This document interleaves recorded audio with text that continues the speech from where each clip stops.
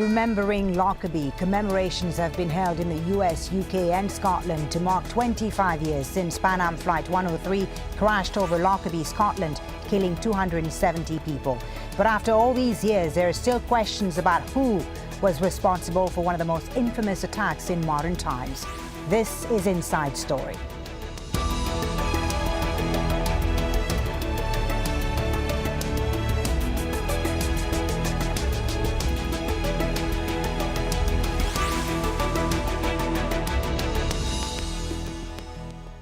Hello and welcome to the program. I'm Fuli Batibo. It's been 25 years since the Lockerbie bombing, an attack that spanned 3 continents and sent shockwaves across the world. The UK, US and Libyan governments have promised to work together to reveal the full facts of the bombing, which claimed 270 lives. Renee O'Day looks back on the day that triggered world anger and left many questions unanswered. December 21st, 1988. The quaint Scottish town of Lockerbie was about to become the scene of one of the world's most infamous attacks. Pan Am Flight 103 had just left London's Heathrow Airport on its way to New York. Less than half an hour after takeoff and a bomb exploded, all 259 people on board were killed. Most of the passengers were American. 11 people on the ground also died. 3 years later, in a joint indictment by the US and Scotland implicated 2 Libyans for the bombing. One of them was Abdelbasit al-Megrahi, accused of 270 counts of murder, conspiracy to murder, and breach of aviation security.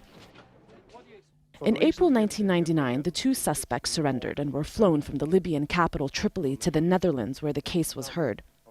Megrahi had always said he's innocent. When the trial began in 2000, he pleaded not guilty, but was later convicted. His appeal in 2002 was unsuccessful, and Megrahi started his life sentence in a Scottish prison. The Libyan government formally accepted responsibility for the attack and paid out $2.7 billion in compensation to the relatives of those killed. That decision prompted the United Nations to lift its sanctions against Libya. 6 years into his prison sentence, and it was revealed that Megrahi had advanced prostate cancer. He was given just a short time to live, and on those grounds, a Scottish judge decided to set him free. He arrived home in Libya to a hero's welcome, which upset people around the world and triggered international condemnation. Last year, the man known as the Lockerbie bomber died. Megrahi had always said he was innocent, and his family to this day say they want an appeal against his sentence and demand the truth be revealed. As the world remembers Lockerbie 25 years on, divisions remain between those who believe he was guilty of the crime and those who don't. Renee O'Day for Inside Story.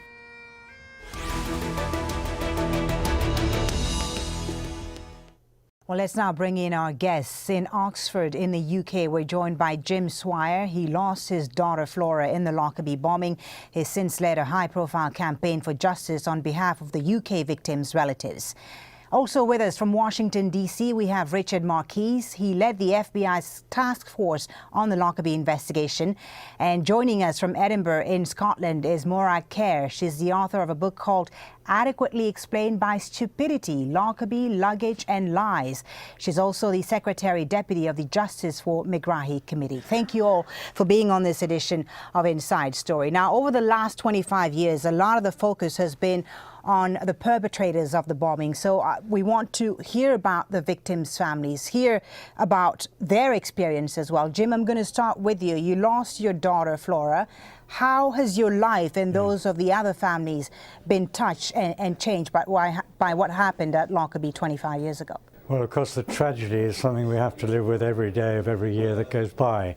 And the anniversaries really don't add or subtract that much from that. Having said that, the service in Westminster Abbey for this anniversary, I did find it felt like a shot in the arm because there are so many people who I'd met over the past 25 years in and outside the media.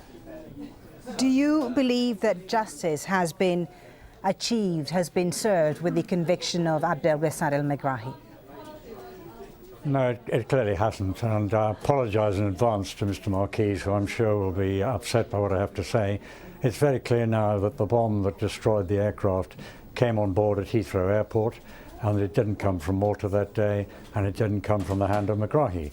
And you'll find Morag Kerr has a great deal of information about what actually happened at Heathrow that night.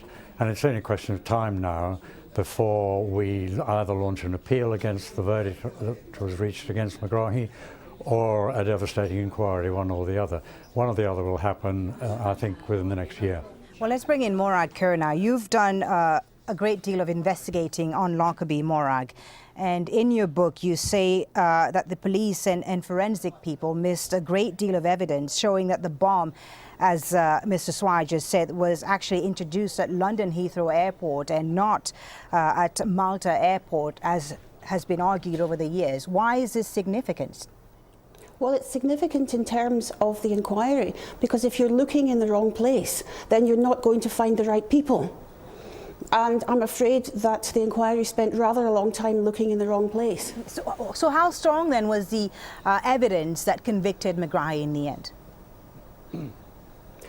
Well, many people have criticised that because the evidence was extremely weak. It relied a great deal on circular reasoning, where a number of very weak points of evidence are held to reinforce each other, so that in the end, the snake virtually swallows its own tail, and you start believing the first piece of evidence because the last piece of evidence has been proved by relying on the first piece of evidence. Okay, Mr. Richard Marquis, I believe you'll have something to say about this. You say that when you did the investigation, you collected all the evidence that was available, and you say that the evidence pointed at Megrahi, Fima, his co-accused, and Libya. So why are you convinced that Megrahi was guilty? Well, good afternoon. And first of all, Dr. Swire, I won't get upset about anything that you or particularly anyone that lost someone at Lockerbie has to say, because I certainly appreciate your viewpoint and your perspective. And I did read your comments at Westminster the other day, and I thought they were excellent. At any rate, when you conduct a law enforcement investigation, excuse me, and I spent 31 years with the FBI, and I investigated a lot of cases. When you conduct any investigation, you also collect a lot of meaningless information, a lot of intelligence, some of which you can later go out and gather evidence based on that information or that intelligence, and some you cannot. There was a lot of early on intelligence that the PFLP-GC, particularly the cell based in Germany, may have had a role to play in the bombing. And we had a lot of questions to answer. And for the better part of 2 years, we focused, I won't say exclusively, but principally on that group. And as the evidence began to be not just collected, but analyzed and pieced together, it led us to the indictments that were announced in November of 1991 against two people. Now, clearly, there were other people involved. You say that if the evidence, as you say, sorry to interrupt you, if the evidence, as you say, pointed to Megrahi and Fima, why was it that Fima wasn't convicted in the end? Well, I read the opinion of the judges. I was not present for the trial itself. I have since read a lot of the trial transcripts. My understanding is that a lot of it had to do with some points of Scottish law about corroboration, that Fima's diary. And quite honestly, we all knew that the evidence against Fima was not as strong as what we felt it was against Mr. Megrahi. We felt that Fima had a very good alibi to say, yes, I got luggage tags for Mr. Megrahi, and I was there, but I had no idea what that bag was for. The evidence against him was not as strong as it was against Mr. Megrahi, and that's my belief is the reason that is why he was acquitted. All right. Morag Kerr, I think the one thing that you and Mr. Marquis agree on is that there were possibly other suspects. In terms of Megrahi, I'm firmly convinced he didn't do it. So looking at Malta and saying why who are you else was convinced he involved didn't do is it? a bit of because it's perfectly obvious that the bomb went on board at Heathrow. It was seen in the baggage container at Heathrow an hour before the feeder flight from Frankfurt landed. Again, so obviously somebody, a question I asked you earlier, why is that it. significant for our viewers who haven't followed this investigation over the last 24 years? Why is it significant that the bomb was actually at Heathrow, started off at Heathrow and not at the Maltese airport? Well, the reason why Mr. McGrahy was convicted was that the investigators became absolutely convinced that the bomb had begun its journey at Malta, and it so happened that Mr. McGrahy was catching a plane at Malta that morning at roughly the same time as the plane that they had come to believe carried the bomb had taken off. That plane went to Frankfurt, and there was about 4 hours, I think, between that plane landing in Frankfurt and the Pan Am 103 feeder flight taking off. And there was some very confused baggage transfer evidence from Frankfurt that could have meant virtually anything. But one of the things that it could have meant was that a suitcase had come from the Malta flight onto the feeder flight. The problem with this was that there was no evidence at all that there was any illegitimate luggage on the Malta flight. Now, the feeder flight Pan Am 103 left Frankfurt and landed in London with only half an hour to spare to get 20 minutes to spare to get the luggage across onto the transatlantic flight, which was a different aircraft. So anything that came off the feeder flight didn't even arrive in Heathrow until 20 to 6. Now, and it didn't go into the terminal buildings at all. Okay, now, so the suitcase that I'm talking about was seen at Heathrow an hour before the feeder flight landed. So if not McGrahy, after everything that you've investigated and all the research you've done on this case, if not McGrahy, then who? Was he a scapegoat? I've only looked at the evidence that the investigators had, that the prosecution had, and that the defence had, quite honestly. And in terms of who actually did it, I've read the same articles and watched the same documentaries as everybody else, but I'm in no better a position to give an opinion on that than anybody else that's watched the same material. Well, until his death, Abdelbasset El-Megrahi maintained his innocence. The last interview he gave was while he was on his deathbed in 2011. He spoke about the man whose testimony helped convict him, Tony Gauci, a shopkeeper in Malta who said McGrahy bought clothes in his store that were found wrapped around the bomb on the plane. If I have a chance to see him, I'm forgiving him. I tell him daily that I never ever in my entire life been in his shop. I never ever buy any clothing from him. And I tell him that he dealt with me very wrongly. Mr. Marquis in DC, when you hear the words of that dying man and hear him say once again that he's not guilty, that he was wrongly convicted, can you believe him even for the slightest second, given everything that you've done with this case, given all your investigation? Is there a bit of a doubt in your mind?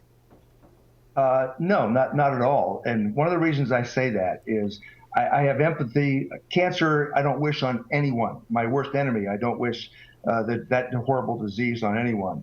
But I only have his word. He never spoke to any of the investigators. We only have the words that he has told other people.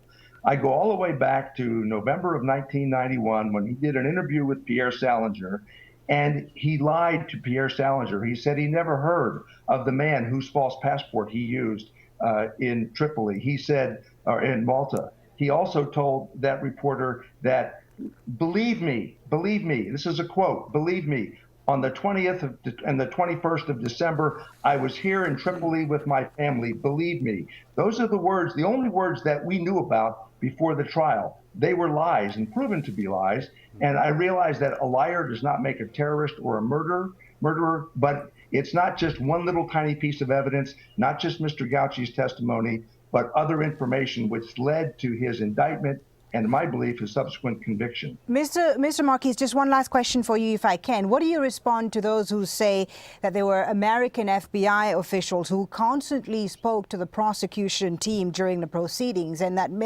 they may have influenced this case a great deal? Well, I think what the allegation was not the FBI, it was two prosecutors from the U.S. Department of Justice, who actually, one of whom was in the courtroom every day. There was no influence. I can promise you, having dealt with Scottish prosecutors. So you think police, that this wasn't a political trial at any point? I'm sorry? You think that this wasn't a political trial at any point, as many have suggested? not in my view, and there was no influence by the U.S. Department of Justice, by the FBI, and I don't believe by the CIA. I don't believe there was no political interference with the investigation, and I don't believe there was any political interference with the trial, but I know less about that than I do about the investigation itself. Well, Mr. Marquis, we appreciate you joining us on this edition of Inside Story. Thank you very much for sharing your experience with us. Richard Marquis joining us there from Washington, D.C. Well, let's now bring in Anas El Gamati. He's the Director General of the Tripoli-based SADC Institute, which is Libya's first public policy think tank. He's also the Director of Research in Security and Governance there. Now, Anas, thank you very much for being on the show. There have been suggestions that a deal was made behind the scenes, a deal that allowed both sides, Libya on the one hand and the US and the UK on the other, to save face politically. So what is your view on this? Do you think that Megrahi was used as a scapegoat by the Gaddafi regime at the time? I think there's a central component to this kind of investigation and this kind of episode in political history, and it's Gaddafi's ego was central to the way in which this story played out.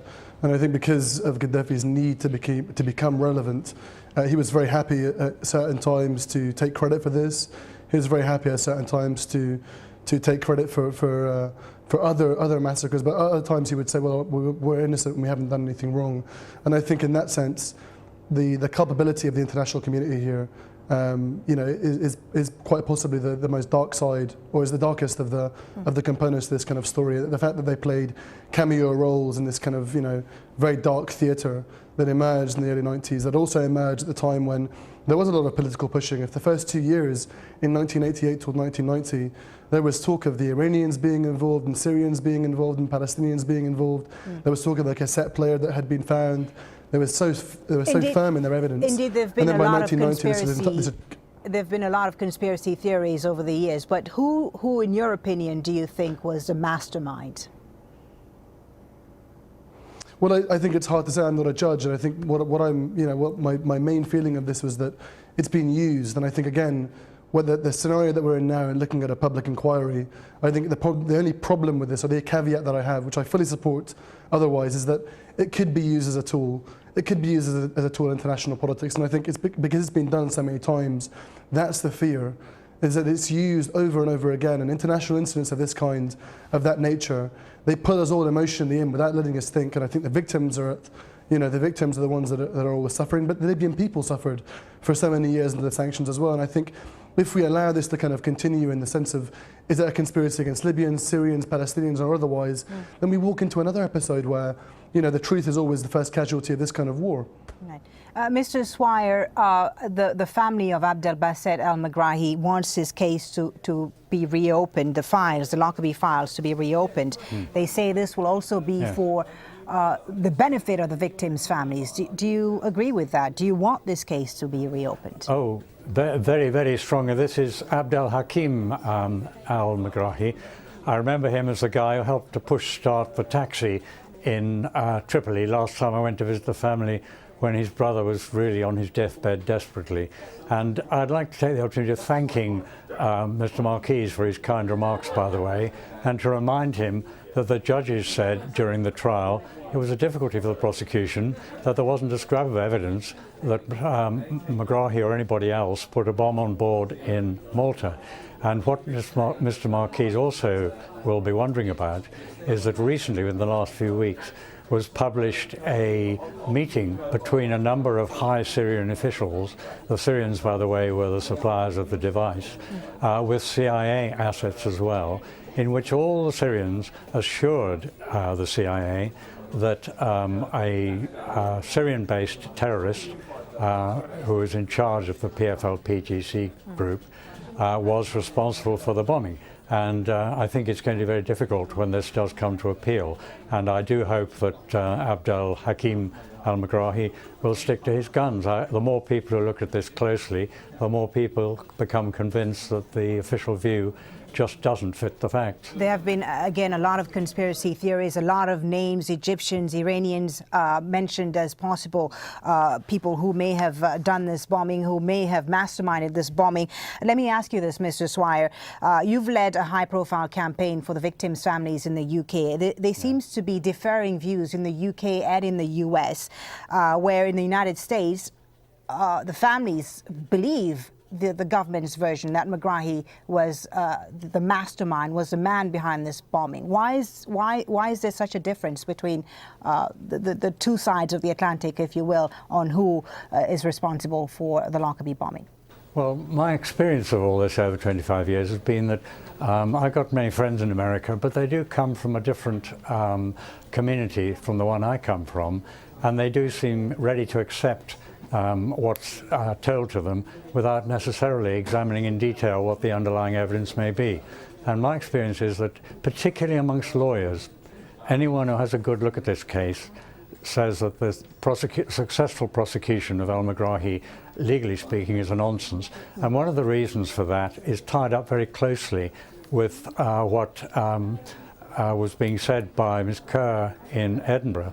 And that is that it seems clear that the device came on board at Heathrow. And the reason that's so important is there was one group in Syria which had made special bombs which sensed air pressure in aircraft.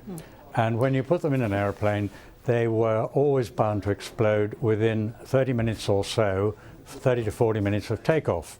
They were safe on the ground, but they sensed the air pressure drop, you know, it makes your ears pop and things. They sensed that, and that switched the timer on, over which the user had no control. And that type of device always exploded between 30 and 40 minutes after the plane on which it was on board left the tarmac. And the Lockerbie plane exploded 38 minutes after leaving the Heathrow tarmac, and yet the prosecution case was that the Libyans had given Megrahi a wonderful bomb with a digital timer which could have been set off over the middle of the Atlantic or over the eastern American seaboard even. Right. And yet his bomb went off 38 minutes. Extraordinary. Still a lot of questions, obviously. Ms. Kerr, if I could ask you this. You mentioned a lot of flaws in this investigation in your book. Do you think that the investigators in this case were incompetent, or were they being perhaps led? I have a lot of difficulty in deciding between those two scenarios, to be honest. But the more I see of their own memos and reports and so on, the more the utter guilelessness of some of what's being said comes over, the more that it seems very clear that at times they were quite obliviously looking past evidence that they had and that they should have been able to see. And that, if you don't mind me giving a quick plug, I published this book just the day before yesterday, and it does go into a lot of detail on that, and particularly asking questions about whether it really happened or not. But could I quickly tell you what I have discovered and why, and perhaps Mr. Marquis is thinking, well, we all know about that suitcase that was seen at Heathrow. That's been known about for many years.